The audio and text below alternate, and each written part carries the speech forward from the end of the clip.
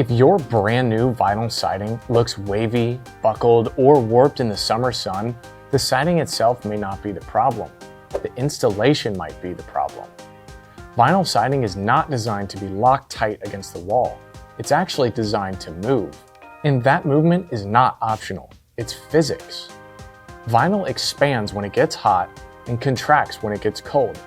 So if the installer drives nails too tight, cuts the panels too tight, or traps the siding against the trim, then that panel has nowhere to go when the temperature changes. So it buckles, waves, pulls, and distorts. And then the homeowner gets told, oh, that's just normal vinyl siding. It's actually not. A little movement is normal, and a wall that looks like a melted potato chip is not. And today we're breaking down thermal expansion, elongated nail slots, tight nail installation mistakes, summer buckling, winter cracking, and what homeowners should ask before hiring a siding contractor.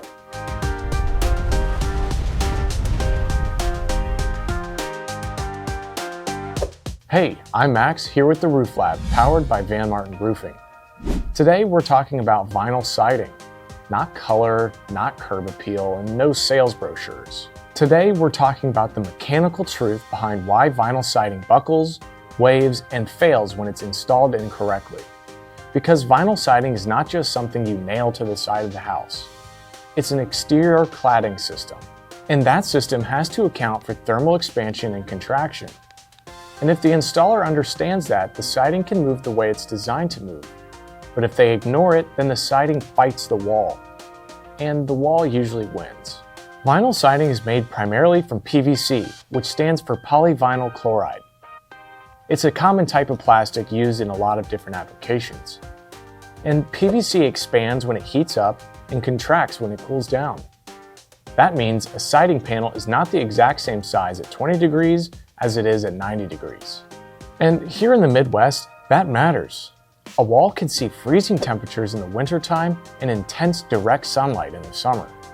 But that temperature swing creates movement. Most of that movement happens horizontally along the length of the panel. So when the panel heats up, it wants to expand left and right. And when the panel cools down, it wants to shrink back. That's why proper vinyl siding installation is not about pinning everything as tight as possible. It's about allowing controlled movement. Vinyl siding is supposed to hang on the wall. It's not supposed to be clamped to the wall. That difference is everything. So look closely here at this vinyl siding panel, and you'll notice something really important. The nail holes are not round. They're actually elongated slots, and that's not an accident.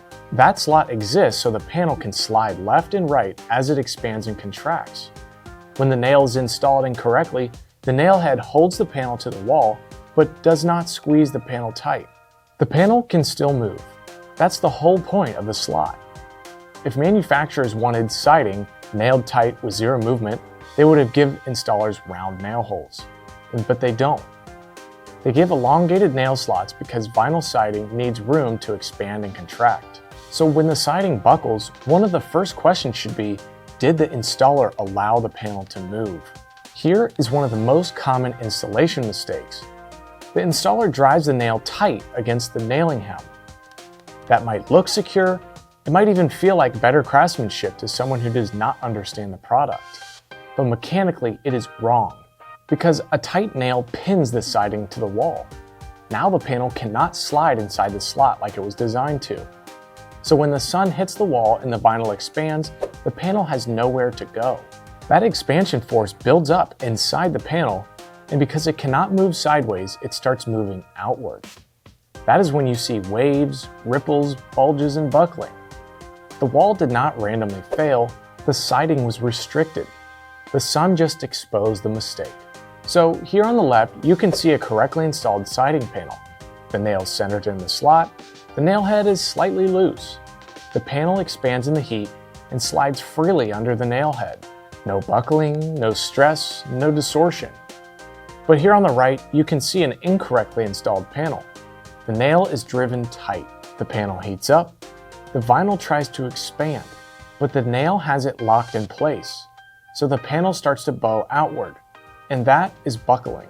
And this is why a siding wall might look fine the day it's installed, but looked terrible after the first hot summer. The failure was already built into the wall. The heat just revealed it. So nailing is only one part of the problem. The ends of the panels matter too. Vinyl siding also needs room at the trim pieces, corners, windows, doors, and accessory channels. If a panel is cut too long and jammed tight into the trim, it's still trapped. Even if the nails are loose, the panel cannot expand properly if the ends have nowhere to go. So when the panel heats up, it expands into the trim. And if there's no clearance, the pressure builds. The panel can buckle near windows, it can wave near corners, it can push against accessories, and it can distort along the wall. That is why good siding installation requires both proper fastening and proper spacing. You need loose enough nails for movement, and you need good enough clearance at the ends for expansion. Miss either one, and the system will fail. And bad siding installation can show up differently depending on the season. In the summer when it's hot, vinyl expands. If it is nailed too tight or cut too tight, it'll buckle outwards. That is the wavy, rippled look homeowners usually notice in direct sunlight. And in the winter, the vinyl contracts. If the panel was installed without proper movement allowance, it can pull, stress, crack, or expose gaps. So the same installation mistake can create different symptoms depending on the temperature. Summer exposes trapped expansion, and winter exposes contraction stress. Either way, the root of the problem is the same. The siding was not allowed to move the way that vinyl siding is designed to move. This is where the shortcuts show up. A fast crew wants to move quickly, they slam panels into the wall, they overdrive nails, they cut panels too tight, and they ignore clearances. They treat the siding like it's just a plastic trim instead of a moving exterior cladding system. And at first, the house may look fine. Fresh siding almost always looks good on day one. The real test is August versus January. The real test is whether the siding still looks right after it is expanded and contracted through real Midwest temperature swings. Cheap siding work often fails because it ignores the movement cycle. And once the panels are buckled, the manufacturer may not cover it if the problem was install related. That means the homeowner gets stuck between the contractor blaming the product and the manufacturer blaming the install. That is not where you want to be.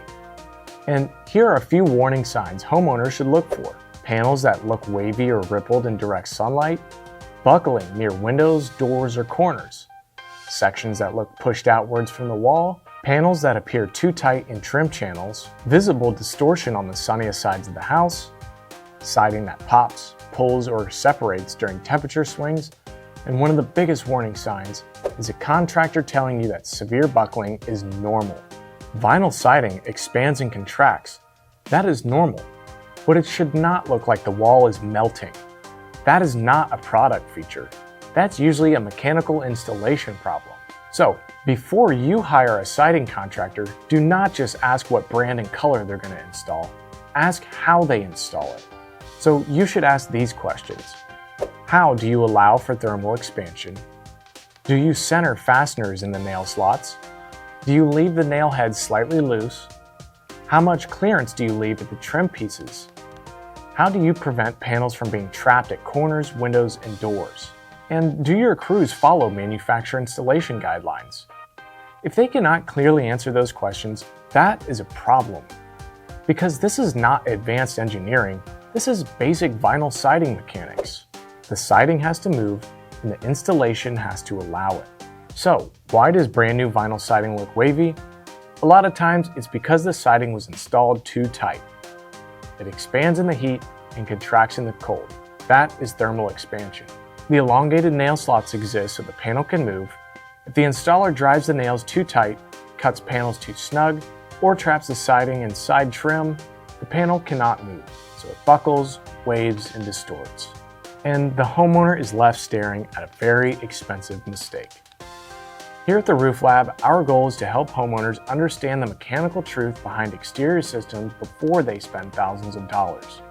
And if you're replacing siding, make sure your contractor understands thermal expansion, fastening, and clearances.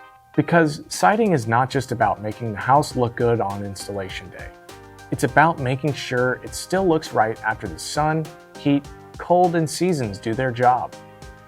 If you want help with siding, roofing, gutters, skylights, or exterior protection for your home, just reach out to us. And if this video helped, hit like, subscribe, and share it with someone whose siding looks like it got cooked in the sun. And thanks for watching. We have new videos coming out every week, so stay tuned.